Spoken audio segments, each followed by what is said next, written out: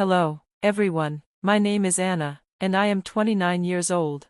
Today, I want to share a very personal story about how I ended up having my unfaithful husband, Gary, arrested. Before I get into the details, let me give you some background. In my past relationships, I was often labeled as someone who overreacted. My ex-boyfriends used to say I was dramatic or too emotional, but they never mentioned what led me to act that way. They expected me to quietly accept their lies and betrayals, but I refused to do that. Every time I found out about their cheating, I reacted in different ways. Sometimes I exposed their secrets to their friends and family. Other times, I did things out of anger, like slashing their tires or throwing their belongings away.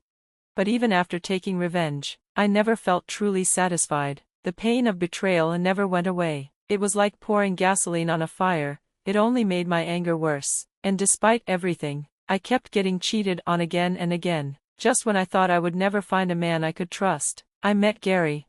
Gary was different. He was patient, kind, and he actually listened to me. He never dismissed my feelings or called me crazy. I fell in love with him quickly, and for the first time in my life, I felt safe in a relationship. We spent 3 wonderful years together, full of love and happiness. I truly believed I had finally broken free from my painful past.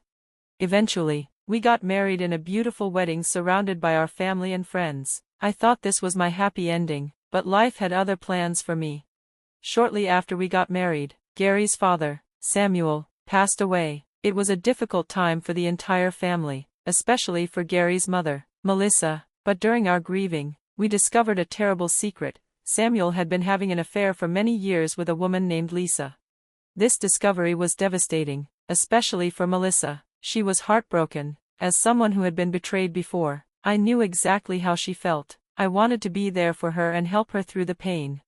One day, as we sat together, I held her hand and said, "Melissa, I know this hurts, but you're not alone. We'll get through this together." Tears welled up in her eyes as she asked, "Anna, how did you deal with all the cheating in your past? I don't know how to handle this pain." I took a deep breath and replied, "It wasn't easy, but I learned that their actions don't define us. We are strong, and we will come out of this stronger." Melissa wiped her tears and sighed, "I just feel so angry. I want to break something." I chuckled and said, "Then break something, burn his clothes, smash his things, do whatever makes you feel better." She looked at me, surprised. "You really think that would help?" "Oh, trust me," I said with a smirk. "Breaking things can be very satisfying." For the first time in days, she smiled. That day, we talked for hours, bonding over our shared pain and anger. I felt a deep connection with Melissa, as if we were both fighters, refusing to let betrayal break us. Just when I thought life was settling down again, another nightmare began. One ordinary day, I was doing laundry when I saw something that made my heart stop, a lipstick stain on Gary's collar. At first, I tried to convince myself that it was nothing. Maybe it was just a mistake, but deep down, I knew the truth. A familiar pain crept into my chest, the same pain I had felt too many times before. Furious, I grabbed the shirt and stormed into the living room. Gary was sitting on the couch, watching TV, completely unaware of what was coming. "What's going on, babe?" he asked, looking up at me. I held up the shirt. "Do not play dumb, Gary. I found this. Whose lipstick is this?"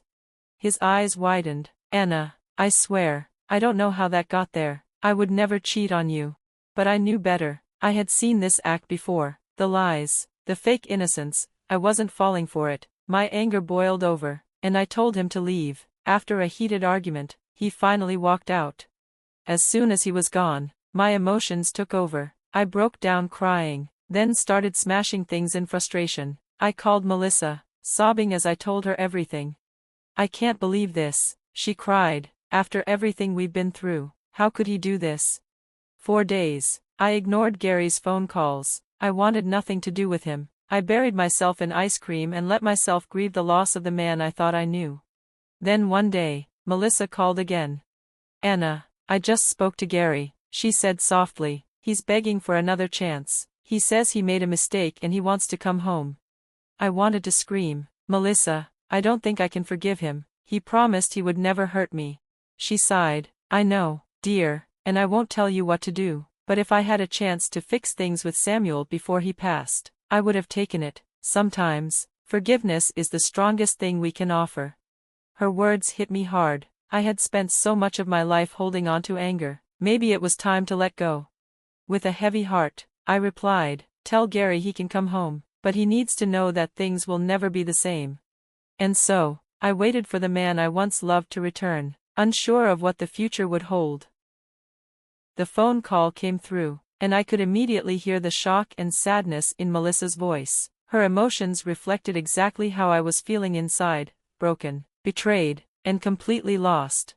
"Oh my God, Anna," she said, her voice trembling with sorrow. "I don't even know what to say. My heart is breaking for you." Tears welled up in my eyes as I struggled to respond. "I don't know, Melissa," I admitted, my voice heavy with pain. "It's like my heart has been torn apart all over again. I should have left him the first time I suspected, but instead, I stayed, and now I'm paying the price." Melissa's voice shook with anger. "I can't believe Gary did this to you again, after everything you went through to fix what was broken, after all the second chances you gave him. It's like he doesn't care about you at all. This is so unfair. Anna, you didn't deserve this. No one does. It feels like a nightmare I can't wake up from," I whispered, wiping away my tears. "I trusted him, and he completely shattered that trust again." Melissa let out a frustrated sigh. "I'm so sorry, I really am. I wish I had never told you to take the high road, to try again. If I had known he would just betray you all over again, I would have told you to leave the first time." Her voice was filled with regret. "At this point, I don't think I can trust men anymore, not even myself, for believing that people can change." Her words resonated deeply with me. It was comforting to know that I wasn't alone in feeling this way. "Thank you, Melissa," I said softly. "Your support means the world to me. I don't know what I'd do without you." As we continued talking, my emotions shifted from heartbreak to anger. I wasn't just sad, I was furious. "I want him to understand what he's done to me," I said, my voice shaking. "I want him to feel the pain he's caused. He can't just get away with this." Melissa agreed instantly. "We can't let him keep hurting people and facing no consequences. He needs to learn his lesson." Hearing the determination in her voice gave me strength. For too long, I had been the victim, allowing Gary to break my heart over and over, but not anymore. Half joking, I muttered, "If this keeps going, I might just end up doing something drastic to your son." Melissa's voice turned serious. "Anna, don't do anything crazy," she said, her tone firm but gentle. "Trust me on this." "How can you say that?" I demanded. "I need justice." She hesitated for a moment before saying, "Just trust me." Then, she began to explain her plan. The more she talked, the more I realized how clever and well thought out it was. It was bold, risky, and something I never would have considered on my own. But the more I listened, the more I felt like this was exactly what needed to be done. Later that day, I left work early, my heart pounding as I followed through with the plan. I parked my car near a park close to our house, waiting and watching. Time passed slowly, but then, finally, I heard them, police sirens, cutting through the quiet afternoon air like a song of justice. I watched from my car as police officers arrived at our home. They stormed the front door, breaking it down without hesitation. My breath caught in my throat as I saw them emerge moments later, dragging Gary and his mistress into the daylight. Handcuffs glinted under the sun as they were both led to separate police cars, their faces filled with shock and confusion.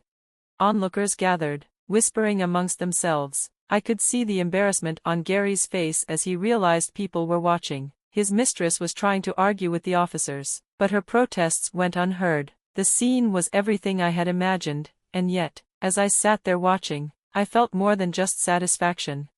I felt sadness, too. Even after everything he had done, a part of me still mourned the loss of what we had. I had once believed in our love, in our future, but now, I saw it for what it truly was, a lie. Gary had never changed, and he never would. I took a deep breath and stepped out of my car. Slowly, I walked toward our home, now in ruins from the police raid. The sight of the broken door, the mess inside, it was all a reflection of the broken trust, the betrayal that had lived within those walls. But the truth was, Melissa and I had taken things even further than that. The plan wasn't just about catching him cheating. No, we had gone to extreme lengths. We had set Gary up, making sure the police would find illegal firearms and drugs in the house, items we had planted ourselves. It was dangerous, it was wrong, and deep down, I knew the risks. If we were caught, we would face serious consequences, but in that moment, I didn't care. Revenge had blinded me, and I was willing to do whatever it took to make Gary suffer the way he had made me suffer. Later that night, my phone rang. I answered, already knowing who it was. "Hello, Anna, thank God you picked up." Gary's voice was frantic. "I don't know what's happening, but I've been arrested." I played dumb. "Oh my goodness, what did you do?" "I didn't do anything," he insisted. "I was just at home, and then the police came out of nowhere." "At home?" I pressed. "Why weren't you at work?" "It doesn't matter right now, just come get me. Tell them we don't have any firearms or drugs." I gasped. "Firearms? Drugs? Gary, what have you done?" "I didn't do anything." His voice cracked with panic. "I was just with Matthew." He stopped suddenly, realizing he had said too much. "Matthew?" I asked, my tone sharp. "Who is Matthew?" There was a long silence before he finally broke down. "I was cheating, okay? I'm so sorry, Anna. I was with him, and then the police came, and everything happened so fast. Please, Anna, I swear it was the last time. Please help me." I took a slow breath, letting his confession sink in. "Did you ever stop cheating?" I asked. His voice dropped to a whisper. "No." I felt a sense of closure wash over me. "Good luck in jail, Gary." And with that, I hung up. Before long, I received a call from his mother. She knew everything. It hurt her to see her son in this situation, but even she admitted that maybe, just maybe, spending a few hours behind bars would finally teach him a lesson. As I sat there, phone in hand, I realized that for the first time in a long time, I finally felt free.